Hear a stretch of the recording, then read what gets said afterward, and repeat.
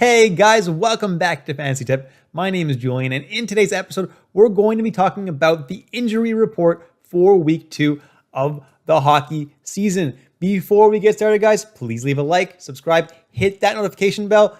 Thanks, guys. I recently just hit 1,500 subscribers, which brings me closer to my goal of 5,000 subscribers by the end of the year. Thank you so much, guys. So without further ado, guys, let's just jump right into that injury report. And the first player I'm going to talk about is Mason McTavish, and unfortunately, he was recently placed on IR, so he's going to miss a little while, and honestly, he's not really worth holding on your team unless you're in a dynasty league, because Mason McTavish, yeah, he had a really hot start to the year, but he wasn't being utilized on a high enough line to really make that much of an impact fantasy-wise this year. So if you got him, I'd probably drop him, although if you have the IR space, I guess you might as well hold him. I'm not super high on him. If you want someone that can replace him, Troy Terry is currently seeing top line time alongside Getzlaf and Comtois, and has 4 assists in his last 2 games. Next is Casey Mittelstadt, and unfortunately he got injured in his first game. I was pretty excited about his outlook this season. I still think he could have a very good season, guys. He's only owned in 3% of leagues, which is ridiculous. So if you do have IR space, he's someone that you could seriously consider adding. If you do have him on your team, expect him back towards the end of next week, around October 29th, around Halloween, really. Next is Max Domi, and he was having a really amazing start to the season. He was actually got up to being owned in 15% of leagues, and to start the season, he was owned in like 5. So Domi, unfortunately, he's out for the next 2 to 4 weeks. So expect him back sometime between November 1st and November 18th. If you got the IR space, you might as well hold him. Otherwise, you don't have to keep him on your team. Next is Devon Toews, and he is with the team on their current road trip. The road trip's only 3 days, so it leads me to believe that he's going to come back in the next couple of games. If he doesn't come back tonight, he could come back on Saturday, so get ready to activate him in your lineup. Next is John Klingberg, and Dallas has been really cryptic about their injuries for the last couple of years. It's really annoying. Klingberg hasn't been skating, though, so it's unclear how much longer he's really going to be out for. I expect at least a handful of games. Until then, though, Esa Lindell has been manning that top power play in Dallas, and he will continue to man that top power play in Dallas until Klingberg comes back. He makes for a pretty decent pickup if you have Klingberg on your IR. Next is Jason Robertson, and again, it's Dallas, so I have no idea what the hell actually is happening with Jason Robertson, but he hasn't been traveling with the team at all, and we haven't heard much regarding this injury, so I'm also expecting him to miss at least a few more games. But until then, guys, Jacob Peterson is doing a great job of filling in for Robertson on that Dallas second line. Next is Mike Smith, and he was placed on IR yesterday, and okay, that means he's going to miss at least a week. But honestly, if you're a Mike Smith owner, you can just grab Mikko Koskinen, because Koskinen is going to get pretty much all the games while Mike Smith is gone. So as long as you're able to get Koskinen onto your team, no harm, no foul. You're not going to lose any games because of this injury. Next is Ty Smith, and he has been practicing in full. So he could be ready as soon as today's game in Washington. And I would expect him to be ready today's game. But if he doesn't play, he'll probably be back on Saturday.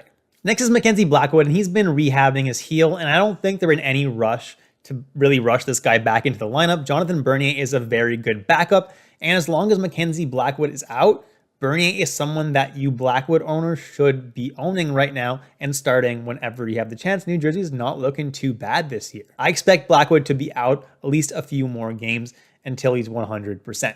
Next is Jack Hughes, and he left Tuesday's game with a shoulder injury. And as of this recording, I have no real set timetable to report of how long he's going to be out for. I imagine he's going to miss at least today's game versus Washington, and then maybe more in the future.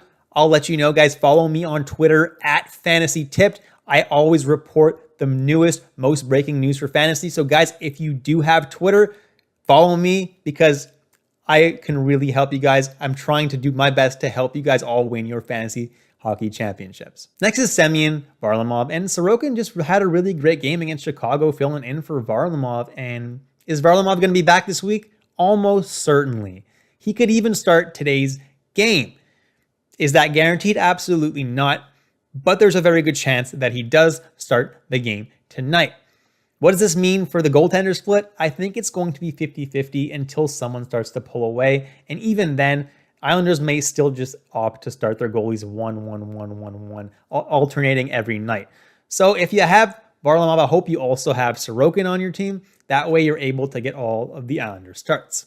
Next is Ryan Strome, and unfortunately he has COVID, so it's unlikely that he plays tonight on Thursday night, but there's a good chance that he can play on Saturday if he can clear the protocol in time. Until then, guys, Filip Chytil is the second line center in New York. I'm not super high on him, but if you're really, really desperate in a really deep league, he's probably not the worst scoop up in the world until Strome returns. Next is Kevin Hayes of the Philadelphia Flyers, and he's going to be back probably next week or the week after that. I don't see him being gone too much longer, but until then, guys, Derek Brassard is Philadelphia's second line center. And as of this recording, I just watched the first period of Philly versus Boston. Brassard just got 2 more assists. The dude's up to 5 points in 4 periods now. This guy is on fire. So definitely a good ad for all you Kevin Hayes owners because Brassard is playing really well. Next is Sidney Crosby, and I don't expect Crosby back this week, but he could be back quite early next week. Stay tuned, guys. I expect Crosby to rejoin the team very, very soon. Until then, guys, Jeff Carter is doing a very good job of being Pittsburgh's first line center. Next is Bryan Rust, and as if Pittsburgh's injury situation wasn't bad enough, Bryan Rust is now week to week and has been placed on the IR. Not great.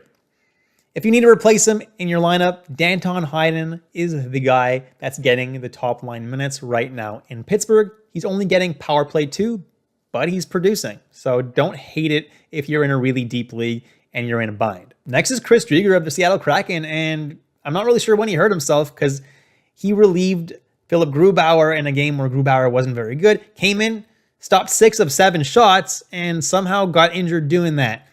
Unfortunately, he's on IR, so he's going to miss probably a week or 2 at the very least. Honestly, Chris Driedger isn't someone I'm super excited having in my lineup. The dude looks like he's going to get maybe just the back-to-back games this year. Seattle seems to really like starting Grubauer, unfortunately. Until Driedger comes back, Joey Daccord will be the backup in Seattle. I'm not picking him up, though, unless there's a back-to-back game, in which case Daccord could be a decent streamer. Next is Nikita Kucherov of the Tampa Bay Lightning, and he was just placed on LTIR. So I'm not sure if he's going to miss the whole season yet, but at the very least, he's going to be out until November 13th. It's not looking great for Nikita Kucherov owners. The good news, though, is that John Cooper did say that he expects Kucherov to return at some point in the regular season, so it shouldn't be a season-ending injury. So at least there's that, but if you drafted this guy like 4th, 5th, 6th overall, I'm really sorry, guys. Not the greatest thing. Next is Quinn Hughes of the Vancouver Canucks, and he was close to playing on Tuesday night. He's dealing with an undisclosed injury, so honestly, I think he's going to be a game-time decision on Thursday night tonight. And if he doesn't end up playing, I think he plays almost for sure on Saturday. So if Quinn Hughes doesn't play, though, Jack Rathbone, if you're really like incredibly desperate, is a guy who's getting PP2 time while Quinn Hughes is gone. OBL is a guy who was promoted to the top power play. So if you're in a bind, Rathbone probably isn't the worst pickup in the world, although there are probably better options, honestly. Next are Max Pacioretty and Mark Stone. Pacioretty is sidelined for 6 weeks, unfortunately. In his absence, Evgeny Dadonov will be getting that top line left wing time. That makes him a decent ad if he's going to be playing on that top line with Chandler Stevenson. And Mark Stone's not going to be gone as long, so Dadonov is going to get a good amount of power play time. He's going to get more ice time now, and I think he makes for a decent ad. As for Mark Stone, though, he's apparently somewhere between day-to-day and week-to-week, which allows me to believe that he's going to miss like a week and a half or so. And until then, Brett Howden will be filling in for him on the top line. And don't get me wrong, Brett Howden's not a very good player, but if you're in a bind and you need to get some extra man games this week to help your chance of winning, well, Vegas has that beautiful off night schedule this week. So if you need a guy for Friday and Sunday, adding Howden to your team this week is not the worst move in the world. And last but not least is Blake Wheeler of the Winnipeg Jets. He has COVID and he is symptomatic, so he's going to miss a minimum of 10 days, unfortunately. The earliest he's going to be eligible to return is Thursday, the 28th of October, Will he be able to return then? I'm not sure. But until then, guys, if you need someone to stream, Andrew Kopp is playing on the top line in Winnipeg. I don't mind grabbing him at all. Also, Paul Stastny was elevated to the second line with Pierre-Luc Dubois and Ehlers, so he's not the worst guy to grab either. And that's it, guys. Thank you so much for watching all the way through. Please leave a like, subscribe, hit that notification bell. I hope you guys enjoyed the content today, and I'll catch you in the next episode of Fantasy Tip, and that'll be the Weekend Ads video.